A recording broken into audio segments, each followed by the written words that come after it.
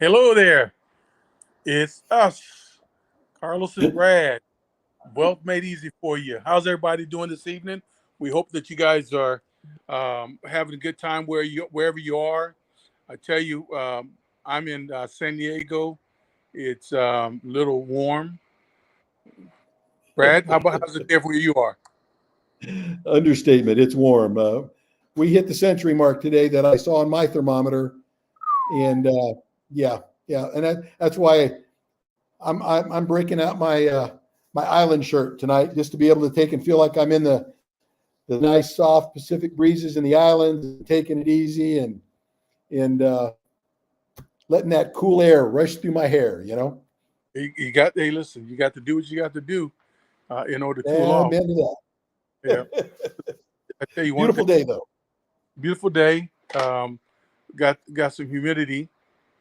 That's one thing I can tell you down here is humid, and we had some thunder last night. So obviously there was lightning, and then some big raindrops today. So that's crazy that's what we had. So it's amazing. It's amazing. Go figure. Yeah. Go figure. So bottom line is we just got to keep cool, right? Absolutely. Absolutely. We're good. Absolutely.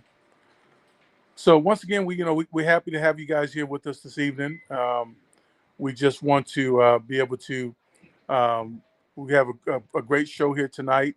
Um, uh, More education in regards to infinite banking. So we're going to have Brad Stewart. He's going to kind of go through some stuff, because one of the areas that we have issues with is making sure that we have funding for college. So we have some ideas that we want to share with you that can help you when it comes to preparing to send your children to college. Yeah, well, some of the stuff that we've been talking about, Carlos, you and I, is we want to be able to share with people why we believe this is a good answer and a solution to the things that are going on in people's lives. And there's a lot of folks that have kids that are getting up into the high school ranks. They're looking at college down the road, and how are they going to pay for that college education for their students? And the question becomes, how are you going to do it? And so, what I was really looking at today was being able to kind of share with everybody some of the ways that is done and some of the thinking behind it, and then to give you some of the solutions that are out there, and finding the one that is best suited for each of you that are hearing this or seeing this in video form. So I think one of the big things I really want to lead with is just to make sure that everybody knows that of all the things that we're going to show you today, advanced planning is always going to work to your benefit. It's going to cost you more if you wait too long to start the saving process for college. And so we've talked about it many times before. Do not procrastinate when it comes to this kind of stuff, because it makes all the difference in the world. Too many times people say, oh, my kid's going to be a senior, or my kid's a senior, and now I need to be able to start planning for his college. You're going to be way behind the eight ball by then. So don't procrastinate. Be out in front of it and ahead of it, because it's going to really bite you hard on the backside if you wait too long. So let's cover some of these things that some of the traditional ways that people use to pay for college that most of us might be familiar with. Number one, using your cash flow. In other words, out of your monthly income, paying for your student's college. In other words, out of your pocket. So if you have an income that is able to do that, being able to take that money and write the check every month, or set it aside to be able to make the payments for tuition on a semester basis or quarter basis, whatever. Number two, drawing from your accumulated savings account. Whatever you've salted away for college for your students. You can borrow money out of that, take money out of that. That's available to you. Setting up a Roth IRA. You're going to invest after-tax dollars. Right now, the limit is $6,000 to $7,000 a year limit, and the $7,000 only applies to folks that are 50 and older. They're allowing an extra $1,000 as a catch-up portion of it. So the other is that you hear a lot about is having your college savings in a 529 plan that uses mutual funds. Savings plan, it's much like a Roth IRA or a Roth 401k, but you're investing after-tax dollars in mutual funds, EFTs, and other similar investments. Your investment grows on a tax-deferred basis and can be withdrawn tax-free if the money is used to pay for qualified higher education expenses.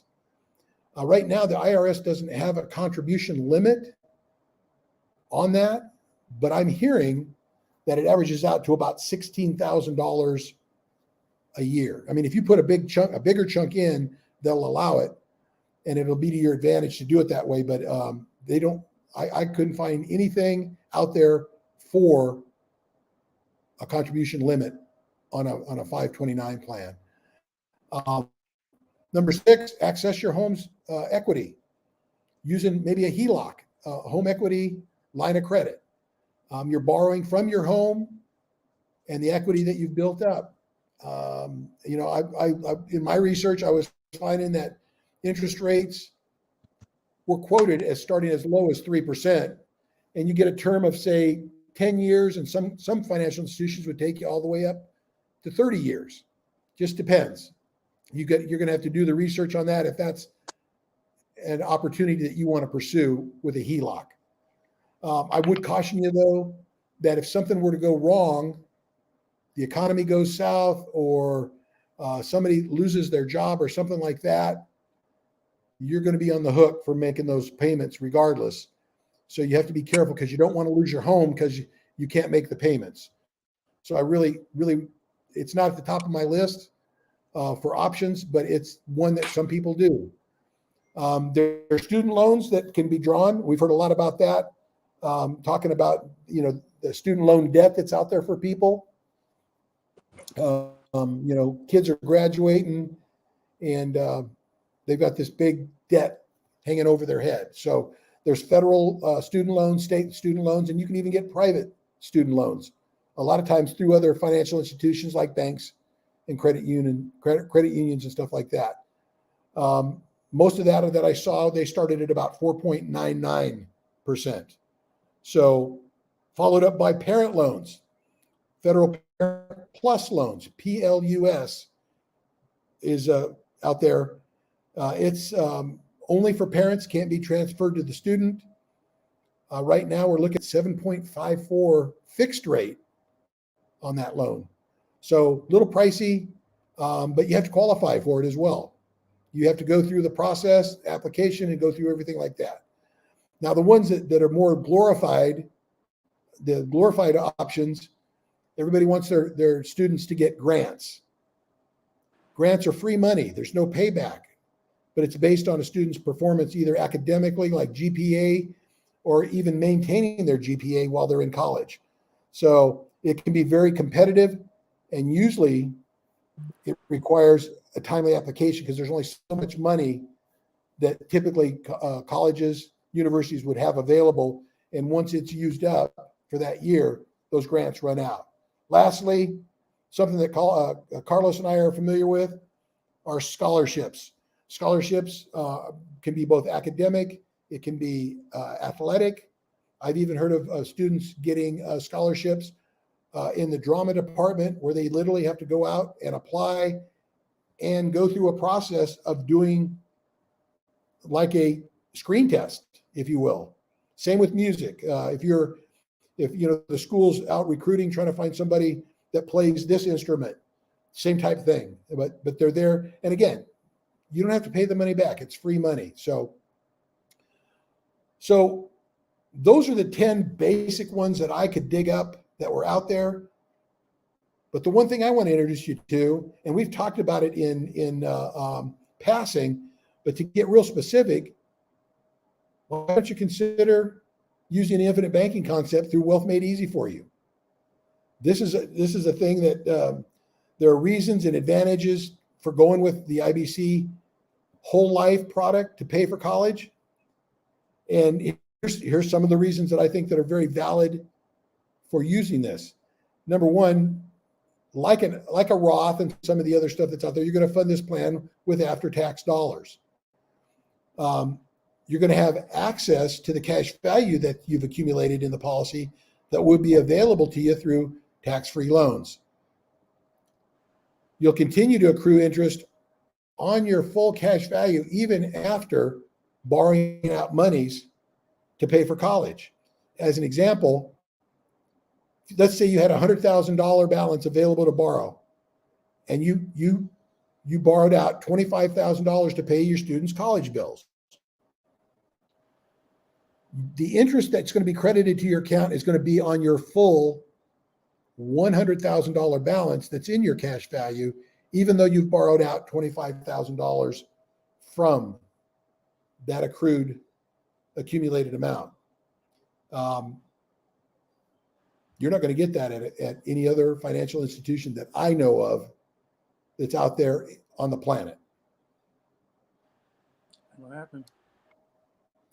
Don't forget that you're going to receive a guaranteed interest rate credited to your cash value each year, compounded, not simple interest, but compounded interest. And the companies that have paid an annual dividend for over 100 years on top of that. So you're going to get not only your interest rate, but you're also going to get the dividend added on top of that. And the part that's really interesting about that in my mind is the fact that those dividends have been paid through the Great Depression, through the World Wars, through all the other armed conflicts that we've gone through, ups and downs. It's always going to be there. So, and I should say, those are not guaranteed that they'll pay, but we work with companies that have a track record that shows that they continue to pay them. And like I said, for well over 100 years. So, Absolutely. So the money's used from your cash value is not going to count against your financial assets on the FAFSA application for your student. This is huge because if it doesn't get put on the financial statement, because it's not a part of that, it's not required, it's going to lower your expected family contribution or your EFC, helping to maximize your students' eligibility for more financial aid. So if you don't have to show that, like in the last example, if you don't have to show that you pulled out $25,000 to pay for your students' college, that's $25,000 that doesn't get taken into account, but pays the bills down. So the interest rate on the loans that you take from your cash value is right around 4%. But the important thing to always remember on this with a whole life policy and using IBC is remember that you're paying yourself back. You're not paying a financial institution, which is what they earn and keep themselves in business with. This is something you pay back to yourself. And I think that's really an important thing. And lastly, one of the most important things that I find that using the infinite banking concept through Wealth Made Easy for you, that's going to help you is that you'll be in control of your college funding payments instead of hoping that the college or the government is going to come through for you and your student. You won't have to go through all the rigmarole with all the applications with the college or the university and the government. You're going to avoid a lot of that red tape. And I think that's critical because now we're talking not only control, but now we're talking about peace of mind. And I think that's something that I remember working with people in college funding years ago.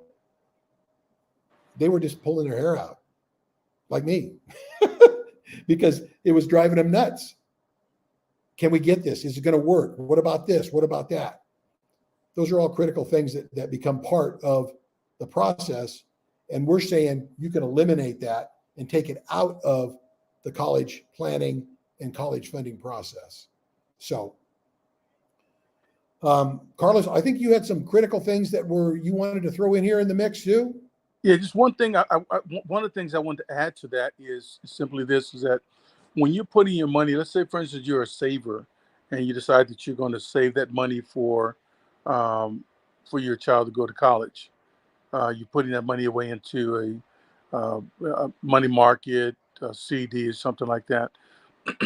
And then when you draw that money down and you pay the money to your college, you stop earning interest on that money. That's number one. That's the first thing. With infinite banking concept, you get uninterrupted compound interest.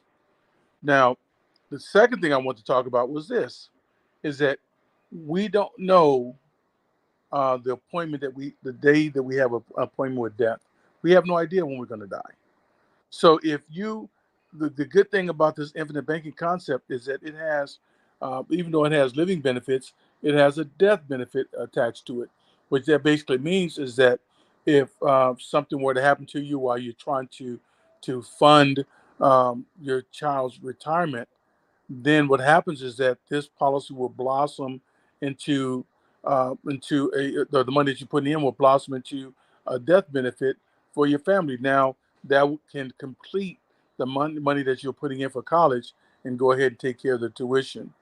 So so that you won't have to worry about that. So there's a lot of benefits, but that's something I wanted to add to it, is that